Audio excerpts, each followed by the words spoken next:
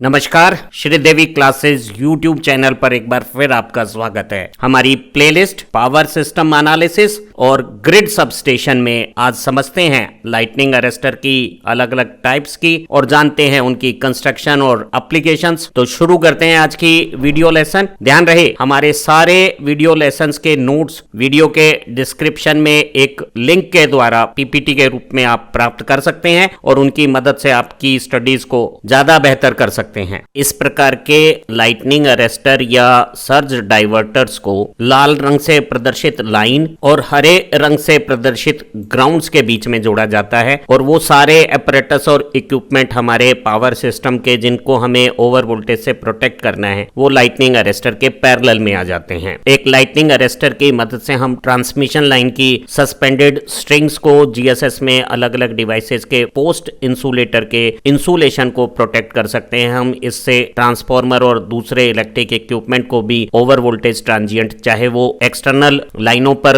Lightning की strike से हो या पावर सिस्टम के अंदर कोई स्विचिंग से ओवर वोल्टेज सर्ज डेवलप हुआ हो, उससे हम इक्विपमेंट और एपरेटस के इंसुलेशंस को लाइटनिंग अरेस्टर की मदद से बचा लेते हैं। क्योंकि सर्ज जैसे ही लाइटनिंग अरेस्टर के ऊपर ट्रेवल करके आएगा, लाइटनिंग अरेस्टर अपना रेजिस्टेंस कम करके सर्ज की एनर्जी को ग्राउंड में बाईपास और डिस्चार्ज कर देगा और अपने अक्रॉस जो रेजिडुअल वोल्टेज बनाकर रखेगा, उससे हमारे दूसरे एपरेटस और इक्विपमेंट का बेसिक इंसुलेशन सेफ बना रहेगा और इस दौरान हमारी पावर सप्लाई की कंटिन्यूटी भी बनी रहती है। किसी प्रकार के इंटरप्शन की जरूरत नहीं होती। हमारे पावर सिस्टम में 12 से भी ज्यादा प्रकार के लाइटनिंग अरेस्टर का इस्तेमाल किया जाता है। किसी इक्विपमेंट एप्लीकेशंस के लिए कौन सा लाइटनिंग अरेस्टर बेस्ट है, इसे जानने के लिए जरूरी है कि हम किस वोल्टेज पे काम कर रहे हैं, हमें लाइटनिंग अरेस्टर के लिए कितनी कीमत अदा करनी है, जिस जगह पे हम लाइटनिंग अरेस्टर लगा रहे हैं वहां वेदर कंडीशंस क्या रहती है, लाइटनिंग स्ट्राइक्स कितनी होती हैं और लाइटनिंग इंपल्स का मैग्नीट्यूड कैसा हो सकता है और वो पावर सिस्टम कंपोनेंट जिसे हमें बचाना है उसकी हमारे लिए इंपॉर्टेंस, पावर सप्लाई की रिलायबिलिटी और सिक्योरिटी के एस्पेक्ट्स क्या हैं, उन पर भी लाइटनिंग अरेस्टर का चयन डिपेंड करता है। आज की इस क्लास में हम 5 तरह के लाइटनिंग अरेस्टर को समझेंगे। सबसे पहले हम सबसे सरल रोड गैप अरेस्टर, फिर हम horn gap arrester, expulsion type, valve type और आजकल सबसे ज्यादा प्रचलित मेटल ऑक्साइड जो जिंक ऑक्साइड के लाइटनिंग अरेस्टर है, इनके बारे में जानेंगे। रोड गैप अरेस्टर सबसे सरल और सस्ते प्रकार के लाइटनिंग अरेस्टर हैं। यहाँ 1.5 सेंटीमीटर या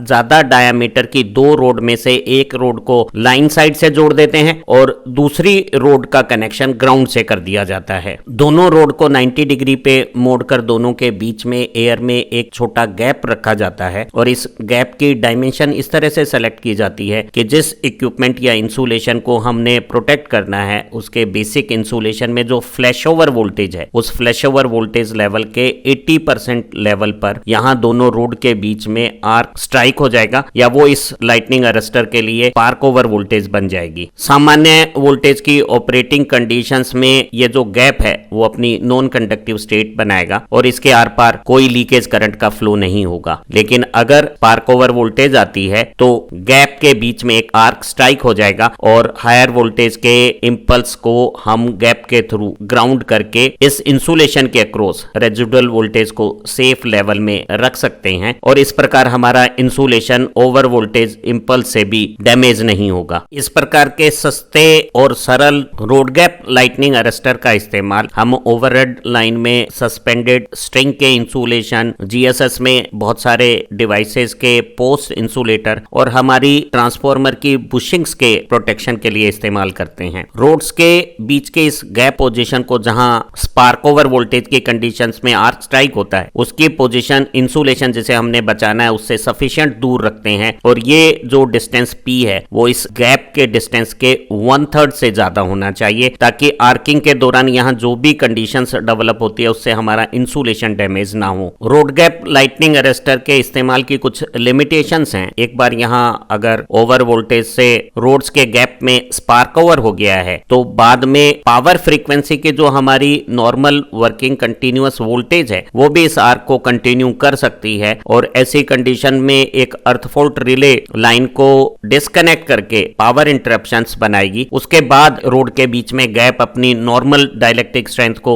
मेंटेन कर सकता है, तो रीयूज तो हो जाएगा, लेकिन इस दौरान हमें एक पावर इंटरप्शन का सामना करना पड़ सकता है। आर्क से जो हीट डेवलप होती है उससे हमारी ये जो अरेस्टर की रोड्स हैं वो मेल्ट या डैमेज हो सकती हैं, तो इनका रिप्लेसमेंट भी करना पड़ सकता है। अगर हमारी क्लाइमेट की कंडीशंस बदलती है, इस गैप में मॉइस्चर की अमाउंट ज्यादा हो जाती है, टेम्परेचर अधिक है, तो हमारा जो स्पार्क ओवर वोल्टेज है उसका मैग्नीट्यूड प्रभावित होकर कम हो सकता है। इन सब लिमिटेशंस के कारण हम रोड गैप अरेस्टर को basic primary over voltage protection के लिए इस्तेमाल नहीं करते हैं, बल्कि इसका इस्तेमाल एक बैकअप सेकेंडरी प्रोटेक्शन के रूप में ही किया जाता है। नीले फ्रेम में दिखाया गया horn gap lightning arrester road gap lightning arrester का एक इंप्रूव्ड वर्जन है, जिसमें दो हॉर्न जैसी शेप के मेटल रोड्स हवा में एक छोटा सा गैप जी बनाते हुए रखे हुए हैं, और इन दोनों हॉर्न्स और सींग आकृति के इलेक्ट्रोड्स के बीच में अंतराल जैसे जैसे हम ऊपर जाते हैं इंक्रीज होता है। दोनों हॉर्न आकृति की मेटल रोड्स को पोर्सेलिन के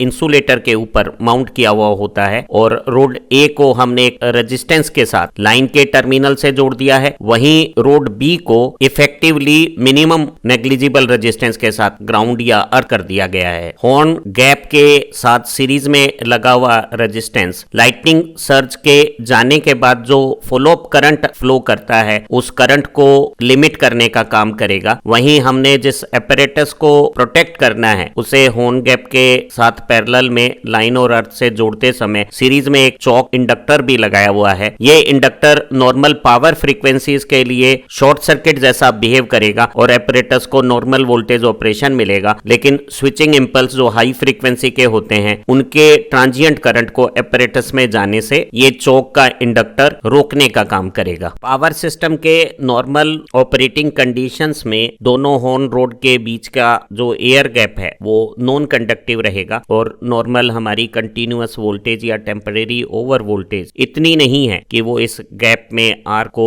स्टार्ट या इनिशिएट कर पाए। लेकिन अगर लाइन पे स्विचिंग या लाइटनिंग से कोई हाई वोल्टेज हाई फ्रीक्वेंसी का इंपल्स आएगा तो गैप के बीच में यहाँ सबसे नीचे जहाँ गैप सबसे कम है वहां स्पार्क ओवर जल्दी से हो जाएगा, और यहाँ हवा गर्म होकर आर्क की एनर्जी से हीट पाके और अपने आपस में इलेक्ट्रोमैग्नेटिक इफेक्ट के म्यूचुअल रिपल्शन से आर्क का करंट ऊपर की तरफ ट्रेवल करेगा। हम समझ सकते हैं कि आर्क एक तरह का फ्लेक्सिबल कंडक्टर हो जाएगा, और ऊपर जाने पे दोनों रोड्स के बीच में जब हॉर्न शेप होने के कारण गैप बढ़ता है तो आर्क को सस्टेन करने के लिए हमें ज्यादा वोल्टेज चाहिएगी, तो आर्क की इंटेंसिटी कम होती जाएगी और काफी ऊंचाई पर दोनों रोड्स के बीच में गैप इतना ज्यादा हो जाएगा कि आर्क सस्टेन नहीं हो पाएगा और आर्क एक्सटिंग्विश हो जाएगा। लेकिन आर्क के दौरान जो स्विचिंग इंपल्स का चार्ज है वो स्पार्क के साथ अर्थ में कंडक्ट होकर बाईपास हो जाएगा। बाद में पावर फ्रीक्वेंसी के फॉलो अप करंट को ये रेजिस्टेंस कंट्रोल कर लेगा और यहाँ आर्क इंटरप्शन में रेजिस्टेंस से मदद मिलेगी। ऑन गैप लाइटनिंग अरेस्टर का एक मेजर ड्रॉबैक है, इसके ऑपरेशन का जो टाइम ड्यूरेशन है वो काफी ज्यादा है। इस तरह के ऑन गैप लाइटनिंग अरेस्टर में अगर न्यूट्रल की इफेक्टिव ग्राउंडिंग नहीं है तो दोनों हॉर्न शेप की रोड्स के बीच में एक खतरनाक प्रकार के आर्किंग ग्राउंड जैसा भी फिनोमिना डेवलप हो सकता है। रोड गैप या हॉर्न गैप का एक improved version explosion type lightning arrester है। इस तरह के लाइटनिंग अरेस्टर में आर्क को तेजी से इंटरप्ट करने के लिए एक सर्किट ब्रेकर जैसा फिनोमिना काम करता है। एक एक्सप्लोशन टाइप लाइटनिंग अरेस्टर में एक simple road type lightning arrester के साथ सीरीज में एक दूसरा फाइबर ट्यूब में एनक्लोज्ड प्रोटेक्टर ट्यूब का भी गैप लगाया हुआ होता है। हमने रोड गैप की एक रोड ए को लाइन से कनेक्ट कर देना है और जो दूसरी रोड गैप की रोड है वो प्रोटेक्टर ट्यूब के एक मेटल इलेक्ट्रोड से कनेक्ट होगी और प्रोटेक्टर ट्यूब की दूसरी मेटल इलेक्ट्रोड के बीच में एक इंटरनल गैप है जो एक फाइबरस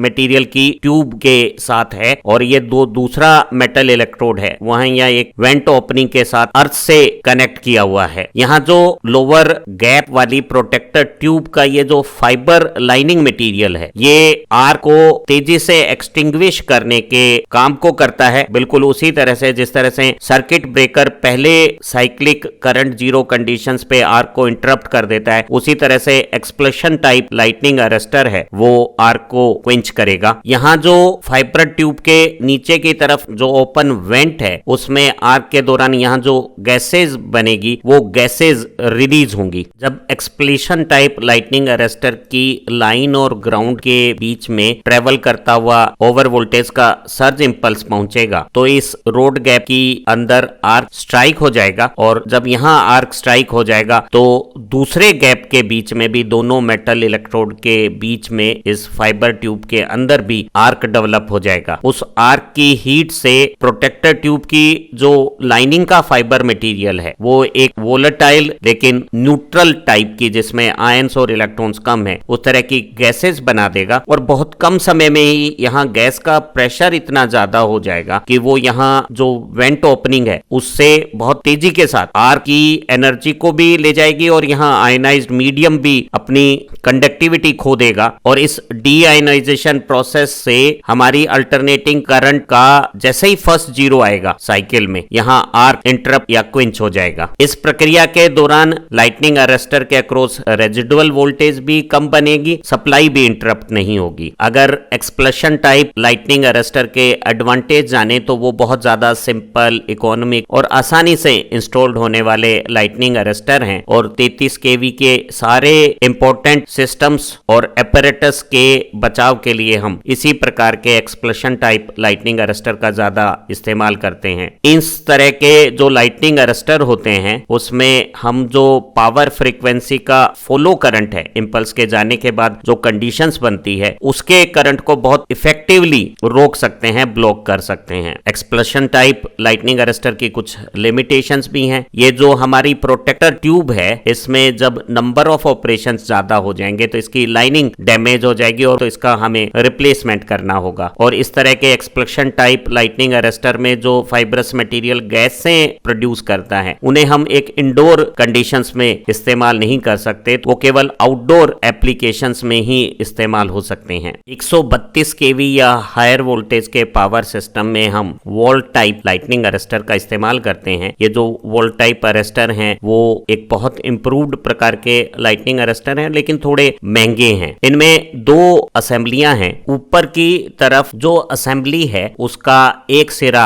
हाई वोल्टेज की लाइन से एक छोटे कनेक्टिंग वायर से कम रेजिस्टेंस के साथ और नेग्लिजिबल इंडक्टेंस के साथ जोड़ा हुआ है, और इसमें सीरीज में बहुत सारे स्पार्क गैप्स हैं जिनके बीच में एक फिक्स्ड अंतराल है। इन गैप्स के पैरेलल में हम हाई मैग्नीट्यूड के रेजिस्टेंस को ग्रेडिंग के लिए इस्तेमाल कर रहे हैं, जो इन गैप्स के ऊपर वोल्टेज को इक्वलाइज करने का काम करेंगे। ऊपर की असेंबली से इलेक्ट्रिकली कनेक्टेड नीचे की असेंबली का दूसरा सिरा ग्राउंडेड किया हुआ है, और इसमें एक सीरीज में बहुत सारे non linear disc register connect हैं। ये डिस्क रजिस्टर सिलिकॉन कार्बाइड्स के बने हुए हैं जिन्हें हम थायराइड्स भी कहते हैं। ये सिलिकॉन कार्बाइड या थायराइड रेजिस्टेंस है, इनकी voltage current characteristic non linear हैं। ये नॉर्मल पावर फ्रीक्वेंसी की ऑपरेटिंग या टेम्परेरी ओवर वोल्टेज की कंडीशंस में बहुत ज्यादा हाई रेजिस्टेंस रखते हैं, और सर्ज की कंडीशंस में हाई वोल्टेज आने पर इनका रेजिस्टेंस कम हो जाता है।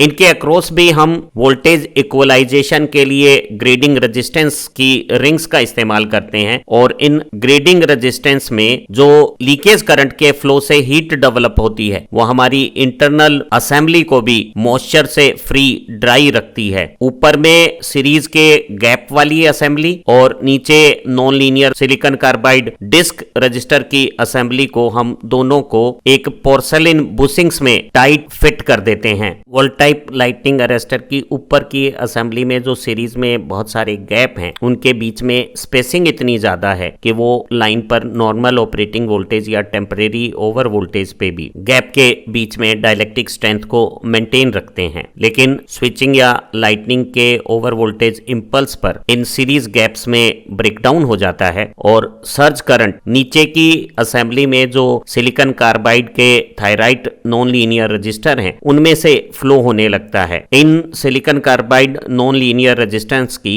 करंट और वोल्टेज कैरेक्टरिस्टिक का नॉन लीनियर रूप इस प्रकार का है जहां ये जो करंट है वो वोल्टेज की nth पावर के प्रोपोर्शनल है और ये n 2 से 6 के बीच में हो सकता है और k एक कांस्टेंट है जो हमारी डिस्क की डायमेंशन और ज्योमेट्री पर डिपेंड करेगा। नॉन लीनियर रजिस्टर पर अगर वोल्टेज बढ़ेगी तो करंट बहुत ज्यादा तेजी से इंक्रीज हो जाएगा और अगर वोल्टेज घटेगी तो इन नॉन लीनियर रजिस्टर का करंट घटने से इनके रेजिस्टेंस की वैल्यू बढ़ जाएगी। तो हाई वोल्टेज आने पे जब ऊपर के गैप्स के बीच में ब्रेकडाउन्स हो गया है तो नॉन लीनियर रजिस्टर ने अपना रेजिस्टेंस घटा के सर्ज की एनर्जी को बहुत तेजी से ग्राउंड की तरफ डाइवर्ट कर देना है और जब सर्ज खत्म हो जाएगा तो नॉन लीनियर रजिस्टर अपनी हाई रेजिस्टेंस की वैल्यू पाकर जो पावर फ्रीक्वेंसी का फॉलो अप करंट है उसे रोक देंगे और इसी दौरान ऊपर की असेंबली के गैप हैं उनके बीच में भी डाइलेक्ट्रिक स्ट्रेंथ डेवलप हो जाएगी और हम नॉर्मल ऑपरेटिंग कंडीशंस पर आ जाएंगे। अर्थात इस तरह के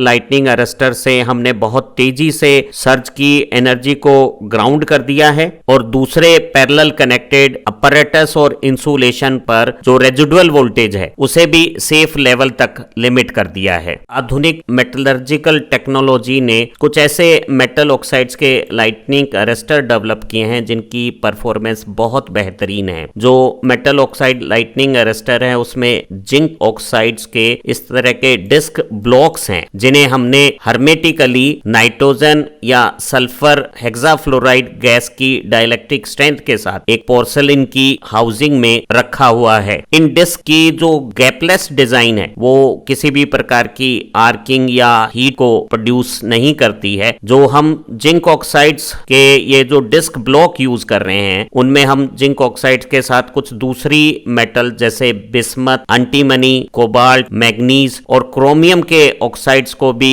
एक टिपिकल कंसंट्रेशंस के साथ मिक्स करते हैं। सभी ऑक्साइड इंग्रेडिएंट्स को पाउडर फॉर्म में करके अच्छी तरह से मिला लिया जाता है और फिर इन्हें प्रेस करके इस तरह की डिस्क आकृतियां दे दी जाती हैं और फिर एक हाई स्पेसिफिक टेम्परेचर पे इन्हें सिंटर्ड करके एक डेंस पॉलीक्रिस्टलाइन सिरेमिक बना दिया जाता है। एक मेटल ऑक्साइड लाइटनिंग अरेस्टर में डिस्क की डायमेंशंस का सिलेक्शन और सीरीज में लगी हुई डिस्क की संख्या का चयन एक लाइटनिंग अरेस्टर की वोल्टेज और करंट रेटिंग से किया जा सकता है। सीरीज में लगी हुई सभी मेटल डिस्क रजिस्टर के चारों तरफ एक कंडक्टिव कंपाउंड की कोटिंग की हुई होती है जो उनके सीरीज के बीच में इलेक्ट्रिक कनेक्टिविटी बनाने के साथ साथ डिस्क को अनडिजायरेबल इन्वायरमेंटल डिटोरेशन से भी बचाएगा। हर डिस्क को हम सिलिकॉन रबर के कुशन के साथ टाइटली यहाँ पैक कर देते हैं जो इन डिस्क में करंट फ्लो से जो हीट पैदा होती है उसे भी डेसिपेट करेगा और ट्रांसपोर्टेशन के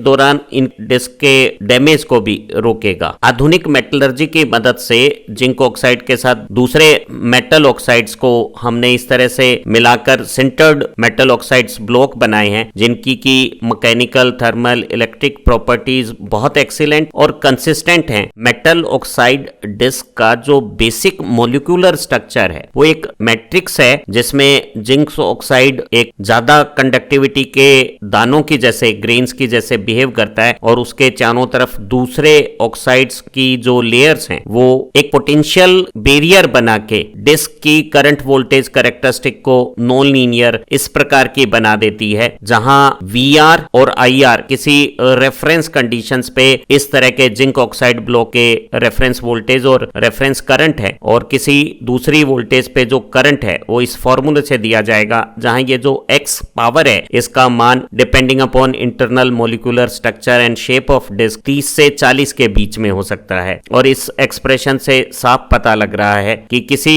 रेफरेंस वोल्टेज पे 150 किलोवोल्ट पे अगर हमारा रेफरेंस करंट 0.1 एम्पियर है और हम इस वोल्टेज को सिर्फ 54% बढ़ाते हैं तो हमारा करंट 1 लाख गुना ज्यादा 10,000 एम्पियर हो जाएगा। एक 400 केवी की ट्रांसमिशन लाइन में nominal discharge current 10 kilo ampere रखने वाले मेटल ऑक्साइड लाइटनिंग अरेस्टर की वोल्टेज करंट कैरेक्टरिस्टिक को समझते हैं। 400 kV line to line RMS magnitude है। इसमें √3 का डिवीजन करने पर हमारे पास फेज वोल्टेज आ जाएगी और उसे अगर हम √2 से मल्टीप्लाई करेंगे तो ये 343 केवी हमारी peak phase to earth voltage आ जाएगी। अगर किसी सिस्टम में 10% तक वोल्टेज राइज होती है तो ये जो कंटिन्यूअस ऑपरेटिंग वोल्टेज का जो पीक मैग्नीट्यूड है वो 379 kV हो जाएगा। अगर हम किसी टेम्परेरी ओवर वोल्टेज में एक लाइन के ग्राउंड होने की कंडीशंस को देखें और अगर सिस्टम इफेक्टिवली ग्राउंडेड है तो जो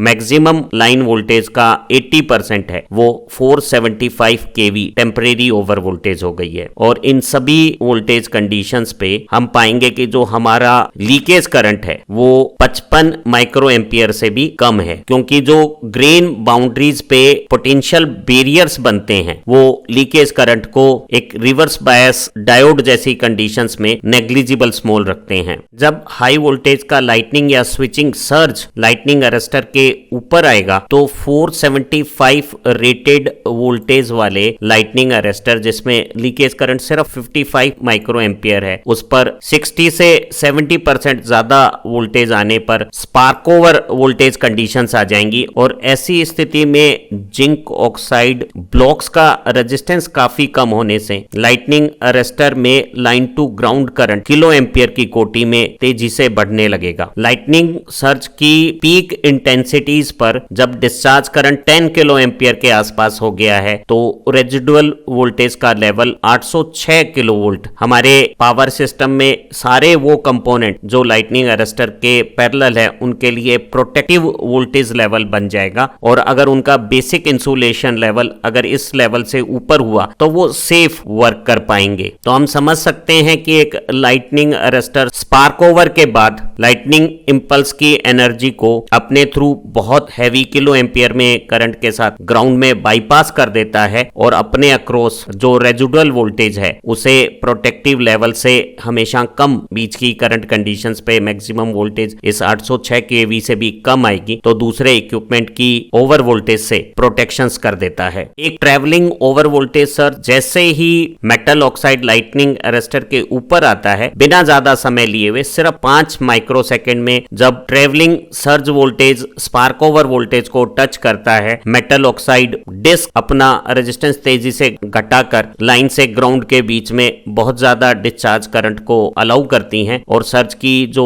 एनर्जी है वो ग्राउंड में जब डाइवर्ट हो जाती हैं तो सर्ज का वोल्टेज घटने से करंट तेजी से घट के थोड़े से ही समय 20-25 माइक्रो सेकेंड में सर्ज की एनर्जी डिस्चार्ज हो जाती है। और जब करंट कम होता है तो मेटल ऑक्साइड अपने रेजिस्टेंस को रिकवर कर लेती हैं और हमारे सिस्टम पे नॉर्मल पावर फ्रीक्वेंसी की जो वोल्टेज है वो कोई फॉलो करंट नहीं भेज पाती हैं। एक मेटल ऑक्साइड लाइटनिंग अरेस्टर की पोर्सलिन हाउसिंग इस तरह से डिजाइन की होती है कि इसकी एक्सटर्नल सरफेस पे फ्लैश ओवर नहीं होना चाहिए और उससे कम वोल्टेज की कंडीशंस पे ही अंदर स्पार्क ओवर वोल्टेज आने पर सर्ज की एनर्जी ग्राउंड में डाइवर्ट होना शुरू हो जाना चाहिए। तो लाइटनिंग अरेस्टर का हाई वोल्टेज का लाइन टर्मिनल्स है उसके चारों तरफ एक ग्रेडिंग रिंग को लगाया जाता है ताकि सीरीज में लगी हुई सभी डिस्कों के बीच में हम वोल्टेज डिस्ट्रीब्यूशन को इक्वलाइज कर सकें। मेटल ऑक्साइड सर्ज अरेस्टर के एडवांटेजेस को समझते हैं। एक metal oxide surge arrester spark over voltage पे अपने रेजिस्टेंस को इतनी तेजी से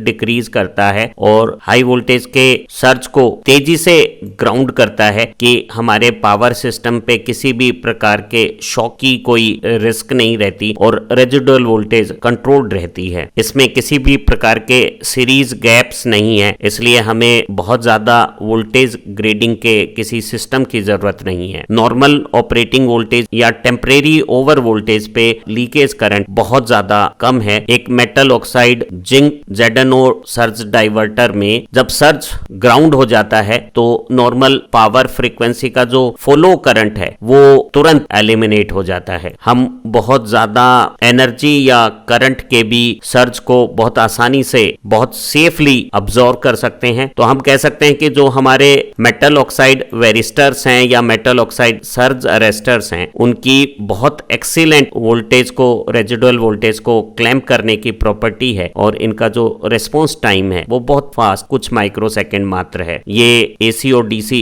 दोनों सिस्टम में इस्तेमाल कर सकते हैं। नॉर्मल ऑपरेटिंग वोल्टेज में इनका लीकेज करंट बहुत कम है और सर्ज के बहुत हाई करंट को भी ये आसानी से विदस्टैंड कर सकते हैं। एक लाइटनिंग अरेस्टर के